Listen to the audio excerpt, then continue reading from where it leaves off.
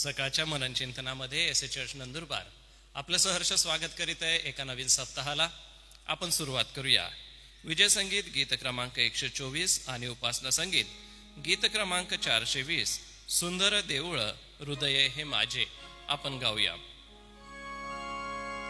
सुंदर देऊळ हृदय हे माझे, येथेच विराजे देव बापा. सुंदर देऊळ हृदय हे माझे, येथेच विराजे देव बापा. समक्षता त्याची राखी शुद्ध याला, समक्षता त्याची राखी शुद्ध याला. सदा शुद्धाला दूर ठेवी, सदा शुद्धाला दूर ठेवी. सुंदर देऊळ हृदय हे माझे, येथेच विराजे देव बापा. प्रवृत्तीचे पीठ उभा तयावरी, प्रवृत्तीचे पीठ उभा तयावरी. उपदेश करी पवित्र आत्मा, उपदेश करी पवित्र आत्मा. सुंदर देऊळ हृदय हे माझे, येथेच विराजे देव बापा. सारा येशू ख्रिस्त भरुनी उरला, सारा येशू ख्रिस्त भरुनी उरला.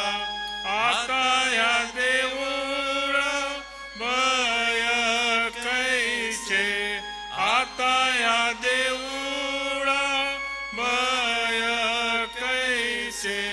सुंदर देऊळ हृदय हे माझे, येथेच विराजे देव बापा.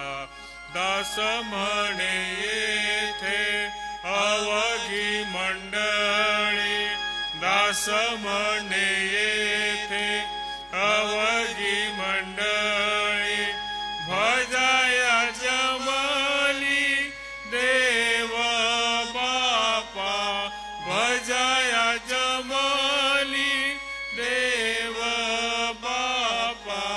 सुंदर देऊळ हृदय हे माझे, येथेच विराजे देव बापा. सुंदर देऊळ हृदय हे माझे, येथेच विराजे देव बापा. आजच्या संपूर्ण दिवसभरासाठी प्रभूची कृपा आपण मागूया. आपले मंडळीचे पंच आहेत श्री राजेंद्र व्यास, आपल्याला मी विनंती करणार आहे की कृपया आरंभीची प्रार्थना आपण करावी व येणाऱ्या मननासाठी प्रभूची कृपा मागावीत. पुन्हा परमेश्वर बापा, आजच्या सकाळबद्दल आभार मानतो, स्तुती करतो. तुझ्या गीतांच्या द्वारे प्रभू जो आशीर्वाद दिला त्याबद्दल आभार मानतो. कारण प्रभू हे आमचे शरीर हे तुझे सुंदर देऊळ आहे. ह्या देवळामध्ये प्रभू परमेश्वरा तुझी वस्ती सदैव असावी. ह्या दिवसामध्ये प्रभू आम्हा प्रत्येकाला तुझी कृपापूर्वक एक नवीन आशीर्वाद दे, ही जी आमची प्रार्थना आहे परमेश्वरा. तू आमच्या प्रार्थना ऐकतोस, आमच्या प्रार्थनेला उत्तर देतोस. आम्हा कोणाला प्रभू तू निराश करत नाहीस, आमच्या पूर्ण विश्वास आहे प्रभूजी.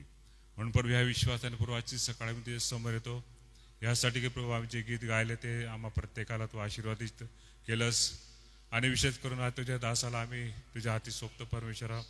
जो पवित्र मानना जो आध्यात्मिक मार्गदर्शन त्यांच्या मुखातून आम्हा प्रत्येकाला येईल ते आम्ही बघू ऐकू, प्रत्येकाला तो आशीर्वादित कर. ही भक्ती आणि ह्या आराधना आम्ही तुझ्या समोर ठेवतो. तुझी कृपा पुरव, सर्व प्रकारच्या तांत्रिक अडचणी दूर कर. प्रार्थना ऐकलीस, आभार मानतो. येशूच्या नावाने मागतो म्हणून तू ऐक. आमेन.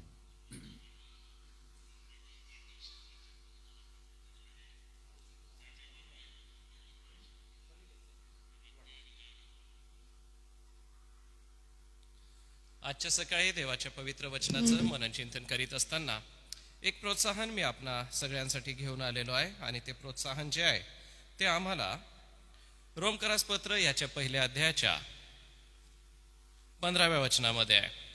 कृपा करून माझ्यासोबत रोमकरास पत्र पहिला अध्याय आणि वचन 15 हे कृपा करून काढा. मी आपणासाठी त्याचं वाचन करतो. रोमकरास पत्र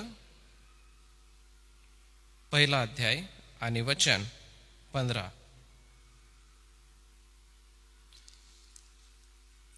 याप्रमाणे रोम शहरात राहणाऱ्या तुम्हालाही सुवार्ता सांगण्यास मी अगदी उत्सुक आहे. आता पवित्र शास्त्र आम्हाला सांगतं की सुवार्ता सांगण्यासाठी काय आहे? उत्सुक आहे. बरं, उत्सुकता आम्हाला कोणत्या कोणत्या गोष्टीची असते? तर उत्सुकता आम्हाला एखादी गोष्ट जी घ्यायची असते तिची उत्सुकता असते, किंवा पूर्वीच्या काळी वेगवेगळ्या गोष्टीच्या रूपाने जी पुस्तकं किंवा सिरीज यायची ती वाचायची आम्हाला उत्सुकता असायची की आता पुढे काय, किंवा नवीन नवीन प्रकाशनं कोणती आता येणार आहेत ते वाचण्याची एक उत्सुकता त्या काळामध्ये असायची. आताच्या काळामध्ये आणि आताच्या लेकरांकडे बघितलं असता त्यांची उत्सुकता फार वेगळी आहे. खानपान पद्धतीमध्ये त्यांच्या उत्सुकता वेगळ्या आहेत, लिखाण वाचनामध्ये त्यांच्या उत्सुकता वेगळ्या आहेत. एवढंच नव्हे तर आता तांत्रिक युग आहे आणि हे सगळं तांत्रिक युग आता IT च्या क्षेत्रामध्ये आर्टिफिशियल इंटेलिजन्सने वेगवेगळी उत्सुकता अगदी शिंगेला नेलेली आहे. असं असताना संत पौलाच्या काळाकडे जर आपण पाहिलं तर संत पौलाच्या काळामध्ये आम्हाला रोमची परिस्थिती दिसते. रोम हे प्रगत शहर होतं. रोममध्ये खेळ चालत असत, रोममध्ये सगळ्या प्रकारचा व्यापार चालत असे. रोम हे अतिशय प्रगत आणि अतिशय मोठं समाजाचं किंवा संपूर्ण जगाचं लक्ष ज्याच्याकडे केंद्रित होईल असं ते शहर होतं. आणि अशा शहरामध्ये जाऊन सुवार्ता सांगणं हे संत पौलासाठी फार मोठं एक सेवेचं दार होतं. पहा, ज्या ठिकाणी अभ्यासू लोक आहेत त्या ठिकाणी आपण अभ्यासपूर्ण मुद्दे मांडल्यानंतर त्यांच्या विचारांना आणि त्यांच्या बुद्धीला चालना मिळते व ते आम्हाला प्रतिप्रश्न करतात. हीच पद्धत संत पौलाने या ठिकाणी पण वापरली आहे, जी त्याने करिंथ शहरामध्ये पण वापरली होती. करिंथ शहरामध्ये तो फिरत असताना त्याला अज्ञात देवतेला असं लिहिलेलं एक ठिकाण आढळलं आणि त्या अज्ञात देवतेबद्दल मी तुम्हाला माहिती देतो असं सांगून त्याने सुवार्ता सांगायला सुरुवात केली आणि संपूर्ण करिंथ शहर दुसऱ्या शब्दात दिवशी त्याचं ऐकण्यासाठी जमलं होतं. तसंच त्याने रोम शहरामध्ये फिरत असताना किंवा रोमच्या या परिस्थितीकडे बघून देवाच्या वचनाची सुवार्ता गाजवली. बरं, ह्या देवाच्या वचनाची सुवार्ता गाजवत असताना सगळ्यात महत्वाची गोष्ट आम्हाला दिसते की सुवार्ता सांगण्यासाठी सगळ्यात पहिले आम्ही आमचं सेवा क्षेत्र शोधलं पाहिजे. पुष्कळ प्रियजन असं म्हणतात की आम्हाला परमेश्वराने ग्रामीण क्षेत्रामध्ये सेवा करण्यासाठी पाचारण केलेलं आहे. काही प्रियजन असं म्हणतात की आम्हाला शहरी क्षेत्रामध्ये सुवार्ता प्रचार करण्यासाठी परमेश्वराने प्रेरित केलेला आहे. तर सुवार्ता सांगण्यासाठी मिसॉलॉजी नावाचा एक विषय बायबल कॉलेजमध्ये शिकवला जातो आणि मिसॉलॉजी म्हणजे मिशनरी सेवा कार्य हे शिकवत असताना त्याच्यामध्ये एक उपप्रकार पडतो. तो उपप्रकार म्हणजे cross culture ministry. Cross culture ministry म्हणजे अशा क्षेत्रामध्ये तुम्ही जायचं की ज्या क्षेत्राची भाषा तुम्हाला येत नाही, ज्या ठिकाणाचा पेहराव हा तुमचा पेहराव नाही, ज्या ठिकाणाची खानपान पद्धती ही तुमची नाही आहे. उदाहरणार्थ, आपण ज्या क्षेत्रामध्ये आहोत आपल्या जवळ सातपुडा पर्वत आहे आणि या सातपुडा पर्वताच्या रांगेमध्ये जे जे लोकगट आहेत त्या लोकगटांचा अभ्यास करून आपण तेथे जाऊन त्या लोकगटामध्ये त्यांची भाषा शिकून त्यांच्यासारखं राहणीमान करून त्यांच्यासारख्या खानपान पद्धती अवलंबून आम्ही त्यांच्यामध्ये राहून सुवार्ता सांगितली पाहिजे. असं केल्याने काय होईल? तर असं केल्याने त्यांना देवाच्या वचनाची वार्ता कळेल, देवाचं काय वचन आहे हे त्यांना समजून येईल. मागे काही मिशनऱ्यांचं मी वाचन करत होतो, त्यापैकी एक मिशनरी असं म्हणतात की मला काही जमत नव्हतं, मला भाषा जमत नव्हती, मला त्या ठिकाणाचं खानपान पद्धत आवडत नव्हती, परंतु काय करणार, देवाच्या वचनाचं ओझं माझ्या मनात होतं आणि म्हणून मी त्या गावामध्ये 3 वर्ष राहिलो. आणि त्या 3 वर्षामध्ये सगळ्या गावच्या लोकांसंगती त्या मिशनरीची चांगली ओळख झाली, घट्ट मैत्री झाली. आणि ज्या ज्या वेळेला कोणाला मेडिकलची मदत लागत असे ते त्या मिशनरीला येऊन सांगत असत की तुमचं कोणी ओळखीचं डॉक्टर असेल तर आम्हाला मदत करा. किंवा कोणाला अर्ज फाटे करायचे असतील सरकारी ऑफिसेसमध्ये किंवा तहसीलमध्ये तर ते अर्ज त्या मिशनऱ्यांकडे घेऊन यायचे आणि म्हणायचे की साहेब हे जरा लिहून द्या. आणि मग ते त्यांना लिहून द्यायचे. शाळेमध्ये कुठे ॲडमिशन घ्यायचं असेल तर त्या मिशनऱ्याला म्हणायचे की तुम्ही शिकलेले आहात, थोडंसं आम्हाला मार्गदर्शन करा, आम्हाला मदत करा. आणि आपोआप त्या गावामध्ये त्या मिशनऱ्याची ओळख एका चांगल्या प्रतिष्ठित व्यक्तीसारखी व्हायला लागली. आपोआप लोक त्यांच्याकडे आकर्षित झाले आणि लोक त्यांना बोलवायला लागले की तुम्ही काहीतरी प्रवचन सांगा, काहीतरी देवधर्माच्या गोष्टी सांगा. मग त्या मिशनऱ्यांकडे इतकी सुंदर पद्धत होती की ते बायबल उघडपणे सांगत नव्हते. जसं उधळ्या पुत्राची गोष्ट ते सांगायचे की बघा आपल्या सगळ्यांनाच लेकरं आहे आणि लेकरं म्हटले की प्रत्येक लेकराचा स्वभाव वेगळा वेगळा असतो. काही लेकरं आईबापाचे ऐकणारे असतात, काही लेकरं आईबापाचं न ऐकणारे असतात. असे फार सुंदर रचून रंगवून ते गोष्ट सांगायचे आणि लोकांना ते आवडायचं. आपोआप कालांतराने सर्व सण उत्सवांना त्या मिशनऱ्याला म्हणायला लागले की तुम्ही 2 शब्द बोला. आणि मग ते मिशनरी 2 शब्द बोलून देवाच्या वचनातून लोकांना सांगायला लागले. आपोआप लोकांना हे कळायला लागलं की येशू ख्रिस्त नावाचा कोणीतरी एक मोठा गुरु आहे आणि तो प्रभू येशू ख्रिस्त मरण पावला, मेलेल्यातून उठला आणि आता स्वर्गामध्ये आहे.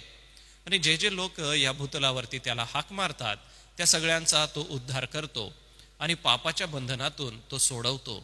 ही वार्ता लोकांना कळली व कितीतरी लोकांचं तारण त्या गावामध्ये झालं.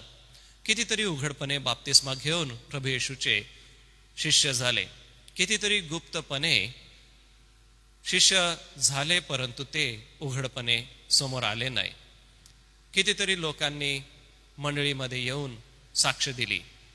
त्या गावामध्ये, त्या परिसरामध्ये त्या मिशनऱ्याच्या नुसतं राहण्याने एक सुंदर सुवार्ता पसरली. तेच आम्हाला या रोमच्या 15व्या वचनामध्ये वाचायला मिळतं, 1ल्या अध्यायाच्या, की ह्याप्रमाणे रोम शहरात राहणाऱ्या तुम्हालाही सुवार्ता सांगण्यास मी अगदी उत्सुक आहे. सुवार्ता सांगण्यासाठी पहिली गोष्ट आहे सेवा क्षेत्र निवडा. दुसरी गोष्ट आहे उत्सुकता ठेवा.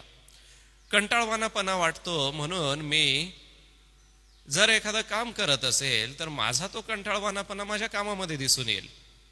कारण जी गोष्ट मला मनापासून आवडत नाही ती न आवडणारी गोष्ट जर मी करायला लागलो तर काय होईल, मला त्याचा कंटाळा येईल. माझ्यासोबत असलेल्या लोकांना किंवा माझ्या संगती असलेल्या लोकांना त्या कामाचा कंटाळा येईल. म्हणून आपण काय करायचं, आनंदाने उत्सुकतेने केलं पाहिजे. बघा उत्सुकता कशी असते, जसं एखादा सुंदरसा गीत करताय, तो गाणं लिहितो आणि तो गीत गायन लिहत असताना त्याच्या भावना आणि त्याचे विचार जे आहेत तो ते कागदावरती उमटतात आणि आपोआप त्याला त्याच्यामध्ये आनंद वाटायला लागतो व त्या गोष्टी तो रचतो आणि रचून त्या सादर करत असतो. परंतु जर त्याला आम्ही सांगितलं की ह्या गीताला लिही किंवा एखादा निबंध लिही, तर निबंध लिहिताना कदाचित त्याला ते जमणार नाही किंवा ते अवघडल्यासारखं वाटेल.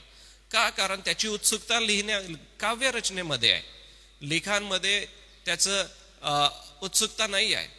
तसंच होतं प्रियांनो, पाळकीय सेवेमध्ये देखील सुवार्ता सांगण्याचं कृपादान देवबाप एकेकाला देतो.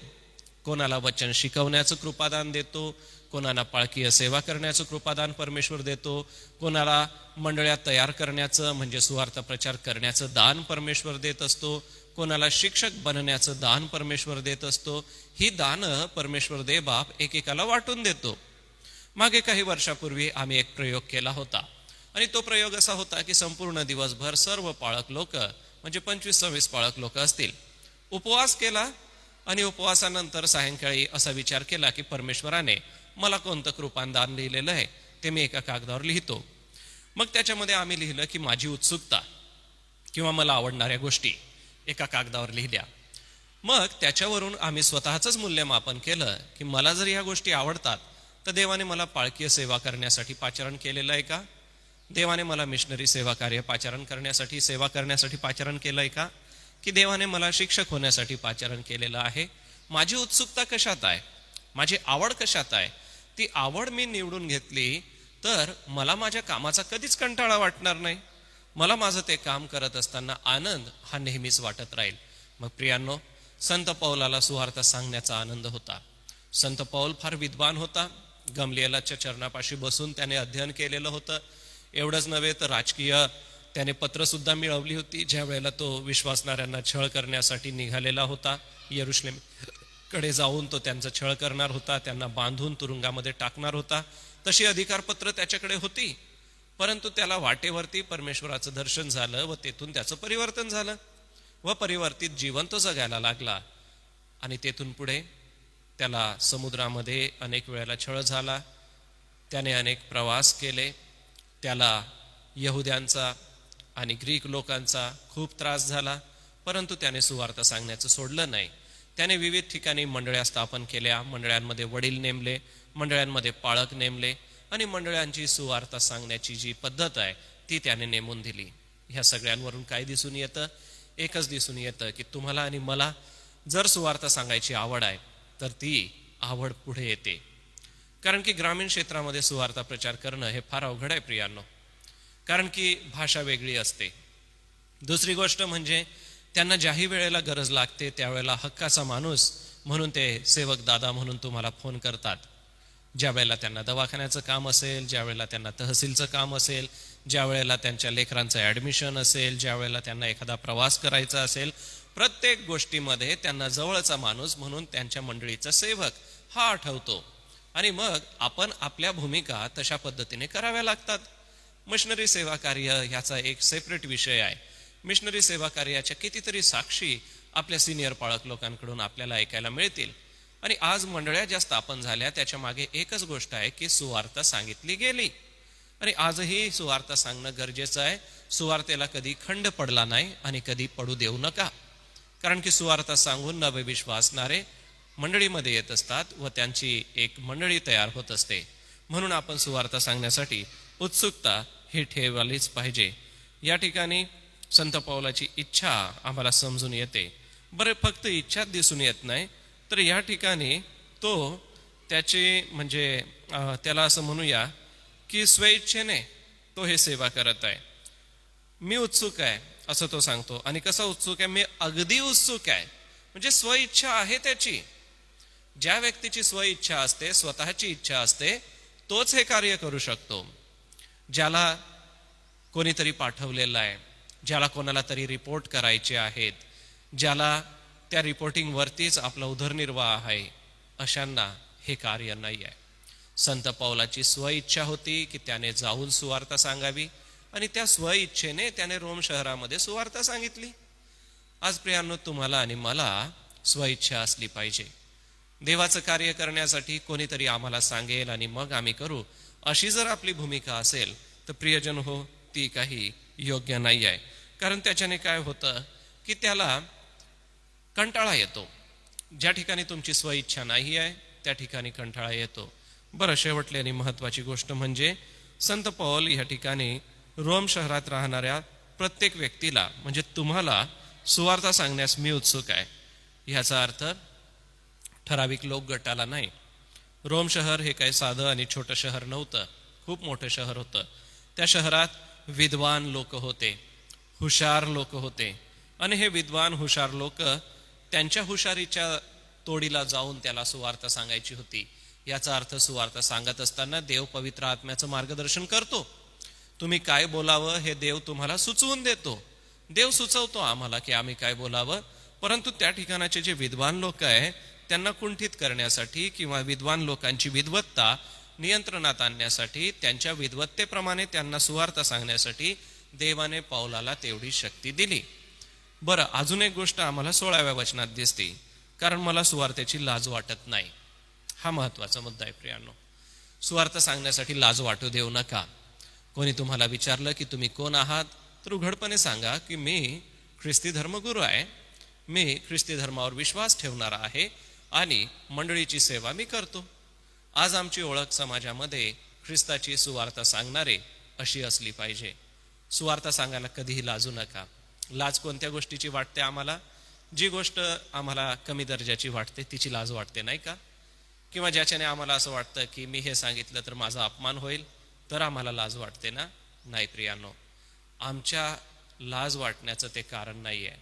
आम्हाला हे देवाचं मोठं दान आहे की आम्ही सुवार्ता सांगणारे आहोत.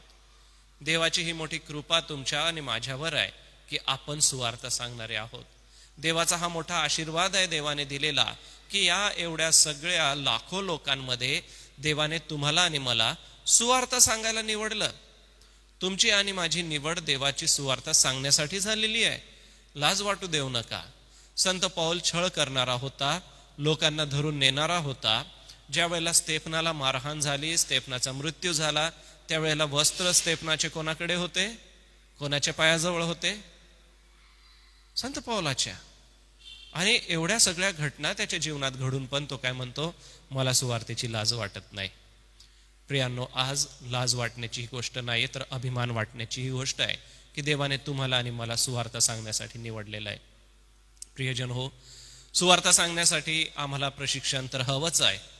आणि हे प्रशिक्षण आम्हाला देव त्याच्या पवित्र आत्म्याच्या द्वारे देतो. काही प्रशिक्षण वर्ग वेगवेगळ्या ठिकाणी चालतात. हे सगळे प्रशिक्षण वर्ग जरी असले तरी प्रियांनो, सुवार्ता सांगण्यासाठी आम्ही उपवास आणि प्रार्थनेमध्ये वेळ घालवला पाहिजे. सुवार्ता सांगण्यासाठी आम्ही देवामध्ये जास्तीत जास्त स्थिर झालं पाहिजे. सुवार्ता सांगण्यासाठी आम्ही उत्सुक असलं पाहिजे, आनंदाने ती केली पाहिजे. सुवार्ता सांगण्यासाठी तुमची आणि माझी स्वइच्छा असली पाहिजे, कारण की ज्या वेळेला आमची स्वइच्छा होईल त्यावेळेला आम्ही आनंदाने सुवार्ता सांगू. बघा, संत पौलाने रोमच्या शहराला निवडलं. ह्या रोमच्या शहरामध्ये तो गेला. मोठ्या उत्सुकतेने सुवार्ता त्याने सांगितली. आज तुमची उत्सुकता काय आहे? कोणतं शहर आहे? कोणतं खेडं आहे? कोणतं गाव आहे? कोणती मंडळी आहे? कोणता लोकगट आहे? ते तुम्ही ओळखा, कारण की देवाने तुम्हाला सुवार्ता सांगण्यासाठी निवडलेलं आहे. आणि ही सुवार्ता उत्साहाने करा, आनंदाने करा, मनापासून करा.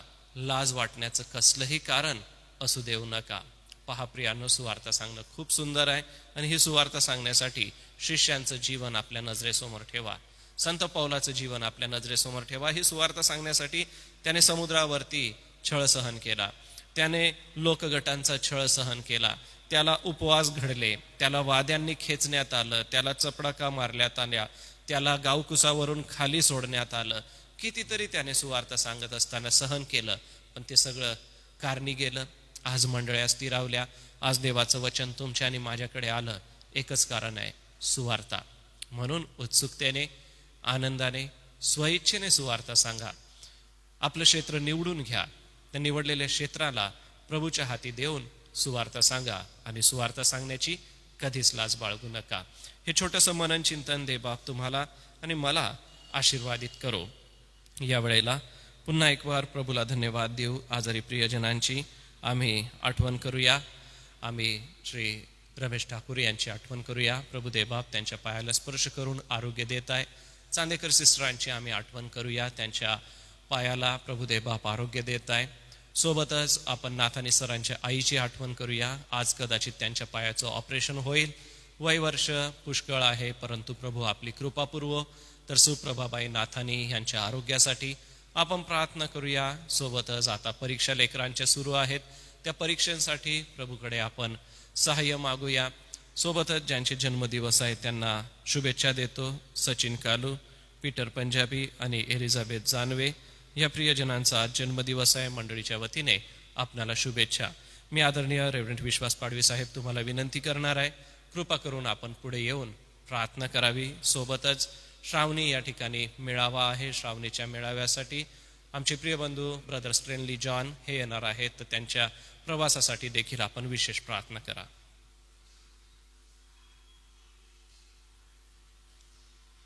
प्रार्थना करू. आमच्या स्वर्गीय जिवंत आणि थोर देव बापा, पुन्हा एक वार आम्ही येशू ख्रिस्ताच्या नावामध्ये तुझ्या नावाला धन्यवाद देतो. प्रभू, तुझे आभार मानतो आणि तुझी स्तुती करतो. गेल्या रात्री तू आमचा प्रतिपाळ केलास आणि आम्हा सर्वांसाठी एक नवीन आणि सुंदर दिवस तू दिलास. आमची शरीरं आणि जीवनं प्रभू येशू ख्रिस्तामध्ये तू सदृढ ठेवलीस. ही सर्व तुझी कृपा आहे, ही सर्व तुझी करुणा आहे. परमेश्वरा, या तुझ्या दयेबद्दल, तुझ्या कृपेबद्दल आम्ही वारंवार तुझे उपकार स्मरण करावं म्हणून या दिवसामध्ये प्रभू उपकार स्तुतीच्या आत्म्याने तू आम्हाला भरून टाक. देवबापा, यावेळेला मंडळीची ही लहान भक्ती आराधना करत असताना जे वचन प्रभू देवबापा तुझ्या दासाने आमच्याकडे पोहोचवलेलं आहे ते वचन खरोखर आम्हा सर्वांच्या जीवनासाठी आवश्यक आहे. त्या वचनाद्वारे आम्ही तुझं स्वर्गीय सेवा कार्य करीत राहावं, जगाला सुवार्ता सांगावी. एवढंच नव्हे तर प्रभू, ज्याप्रमाणे प्रभू तू प्रत्येक विश्वासणाऱ्याला पाचारण केलेलं आहे त्याप्रमाणे त्यांनी ती सेवा करीत राहावी. एवढंच नव्हे तर देवबापा, ती सेवा आनंदाने करणं भाग पडतं म्हणून नव्हे, कोणीतरी सोपलेलं आहे म्हणून नव्हे, तर त्या स्वर्गीय पित्याचं गौरव करण्यासाठी, त्या स्वर्गीय पित्याची इच्छा पूर्ण करण्यासाठी आम्ही सुवार्तेचं कार्य करीत राहावं. म्हणून प्रभुदेवापा या दिवसामध्ये प्रत्येकाला प्रभुदेवापा तुझ्या आत्म्याचा स्पर्श तू कर. प्रत्येकाला ओझं वाटू दे, प्रत्येकाला जबाबदारीची जाणीव होऊ दे आणि सुवार्तेशिवाय आमचं ख्रिस्ती जीवन पूर्ण होत नाही याची देखील कल्पना प्रत्येकाला तू येऊ दे, अशी आम्ही तुला प्रार्थना आणि विनंती करतो. म्हणून प्रभुदेवापा आमची मंडळी, SM चे लोक आणि प्रभू त्यामध्ये नेतृत्व करणारे सर्व नेतृत्व करणारे पुढारी वर्ग, पंच मंडळ, वडील मंडळ आणि पाळक, स्वार्थिक या सर्वांसाठी प्रभुदेवापा एक तुझा आत्मा जो संजीवनाचा आत्मा आहे, सुवार्तेचा आत्मा आहे, प्रत्येकाला प्रभुदेवापा या आत्म्याने तू झपाटून टाकावस. यासाठी की देवबापा आम्ही शांत बसू नये, आम्ही प्रभू वेळ दवडवू नये, आम्ही संधीचा फायदा घ्यावा आणि प्रभुदेवापा प्रत्येक दिवशी कुठे ना कुठे कोणत्या ना कोणत्या स्वरूपामध्ये आम्ही सुवार्तेचं कार्य करीत राहावं, अशी कृपा तू आमच्यावर कर, अशी आम्ही तुला प्रार्थना आणि विनंती करतो. कारण तू चांगला आहेस, तुझी दया सनातन आहे आणि तू प्रत्येकाला आपल्या क्षमतेप्रमाणे प्रभू निर्णया प्रकारचं सामर्थ्य आणि दान वाटून देणारा परमेश्वर तू आहे. म्हणून आम्ही तुझी स्तुती करतो आणि तुझ्या नावाला धन्यवाद देतो. आज मंडळीच्या जे विनंत्या आणि प्रार्थना आहे प्रभुदेवापा, त्यामध्ये जे आजारी जन आहे त्यांची आम्ही आठवण करतो प्रभू, त्यांच्यासाठी प्रार्थना करतो देवबापा. त्यांना तुझ्यापासून येणाऱ्या आरोग्याची गरज आहे, जे औषधोपचार त्यांच्यावर होत आहे आणि प्रभुदेवापा या सर्व परिस्थितीमध्ये प्रभू तू अद्भुत रीतीने त्यांना स्पर्श करावा, अद्भुत रीतीने प्रभू त्यांच्यामध्ये शक्ती आणि प्रभुदेवापा आरोग्य यावं. म्हणून आम्ही प्रार्थना आणि विनंती करतो. रमेश दादा आणि प्रभुदेवापा चांदेकर सिस्टर आणि नाथानी सरांची आई या सर्वांची आम्ही आठवण करत त्यांच्यासाठी हीच प्रार्थना करतो प्रभू. त्यांना उत्तम प्रकारचं स्वास्थ्य तू दे आणि प्रभू तू आपली कृपा त्यांच्यावर सदैव ठेव, अशी आम्ही तुला प्रार्थना आणि विनंती करतो. आम्ही प्रार्थना करतो देवबापा, या दिवसामध्ये 12वीच्या मुलांची परीक्षा आहे आणि त्या परीक्षेमध्ये प्रभू जे विद्यार्थी बसलेले आहेत त्या सर्वांची मानसिक तयारी असावी, त्या सर्वांचं प्रभुदेवापा लक्ष प्रभू केंद्रित असावं, स्वास्थ्य आणि प्रभुदेवापा सर्व प्रकारे प्रभू त्यांनी त्या परीक्षेसाठी तयार असावं. एवढंच नव्हे तर प्रभुदेवापा आजूबाजूचा परिसर, आजूबाजूची स्थिती सर्व त्यांच्यासाठी पोषक असावी, म्हणून देखील आम्ही प्रार्थना आणि विनंती करतो. जे काही वर्षभर कष्ट करून त्यांनी अभ्यास केलेला आहे त्याचं प्रतिफळ ते देण्याची वेळ आहे. म्हणून प्रभू त्यांनी हैगय न करता शांत चित्ताने गंभीरतेने प्रभू परीक्षेला बसावं आणि विचारलेल्या प्रश्नांची उत्तरे लिहावी आणि चांगल्या गुणांनी पास व्हावं, अशीच आम्ही तुला प्रार्थना आणि विनंती करतो. देवबापा आम्ही श्रावणी मंडळीची देखील आठवण करतो प्रभुदेवापा. येणाऱ्या दिवसामध्ये 24, 25 आणि 26 या तारखांना प्रभुदेवापा त्या ठिकाणी देखील आत्मिक जागृती सभा आहेत आणि तुझे दास रेव्हरंड स्टॅनली जॉन त्या ठिकाणी येत आहेत आणि प्रभुदेवापा याद्वारे देखील एक स्वार्थेचं मोठं कार्य होणार आहे. एवढंच नव्हे तर ख्रिस्ती बंधूंचा मेळावा, ख्रिस्ती बंधूंचं मिळणं हे एक मधुर आणि सुंदर असं हे प्रसंग आहे प्रभुदेवापा. त्यामधून अनेकांना अनेक प्रकारे तू आशीर्वाद देणार आहे. जे लोक मागं गेलेले आहेत त्यांना पश्चातापाची संधी आहे, जे लोक प्रभू तुझ्यामध्ये स्थिर आहेत त्यांना पुढे जाण्याची संधी आहे. परमेश्वरा, या सर्व मेळ्याद्वारे तू लोकांशी बोलावं, तुझ्या आत्म्याद्वारे एक अद्भुत कार्य त्या ठिकाणी व्हावं, अशी कृपा कर, अशी आम्ही तुला प्रार्थना आणि विनंती करतो. ज्या गरजा अडीअडचणी आहेत त्या प्रभू येशू ख्रिस्तामध्ये तू दूर कर, अशी तुला प्रार्थना आणि विनंती करतो. प्रभुदेवापा आज ज्यांचे जन्मदिवस आहे त्यांची देखील आम्ही आठवण करतो आणि प्रार्थना करतो. सचिन कालू, पीटर पंजाबी आणि एलिझाबेथ जानवे या प्रियांचा वाढदिवस आहे. परमेश्वरा, गेलं वर्षभर त्यांचा तू प्रतिपाळ केला, त्यांचा तू सांभाळ केला, लागणारी कृपा, आरोग्य आणि सर्व प्रकारचं गरजांचे पुरवठा तू केलास. आभार मानतो आणि तुझी स्तुती करतो. आणि प्रभू, त्यांच्यासाठी हीच प्रार्थना करतो, येणारं वर्ष हे अधिक त्यांच्या सुखाचं, समृद्धीचं व्हावं, आशीर्वादाचं व्हावं. जे काही कार्य ते करत आहे त्या कार्यामध्ये त्यांना यश मिळावं, अशी देखील आम्ही प्रार्थना आणि विनंती करतो. आजच्या सुंदरशा भक्ती आराधनेबद्दल पुन्हा एकदा तुझ्या नावाला धन्यवाद देतो आणि तुझी स्तुती करतो. येशूच्या नावाने ही प्रार्थना केली म्हणून तो ऐक. आमेन. आपण प्रभूने शिकवलेली प्रार्थना म्हणूया आणि त्यानंतर रेव्हरेंड जयेश पठारे पाळकसाहेब पुढे येऊन आशीर्वाद देतील. हे आमच्या स्वर्गातील पित्या, तुझे नाव पवित्र मानले जाऊ, तुझे राज्य येऊ, जसे स्वर्गात तसेच पृथ्वीवरही तुझ्या इच्छेप्रमाणे हो. आमची रोजची भाकर आज तू आम्हास दे, आणि जसे आम्ही आमचे ऋणी असुरून सोडितो तसेच तू आमची ऋणी आम्हास सोड, आणि आम्हास परीक्षेत आणू नकोस, तर आम्हा सर्व वाईटापासून सोडीव. कारण की राज्य, सामर्थ्य आणि गौरव ही सर्व काळ तुझीच आहे.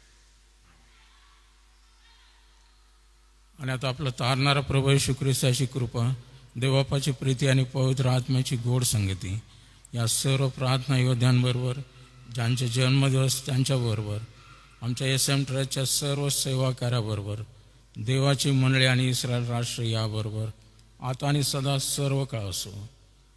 आमेन. ख्रिस्त पवित्र शांती सत्प्रीती शोभा सौंदर्य माझी या जीवनी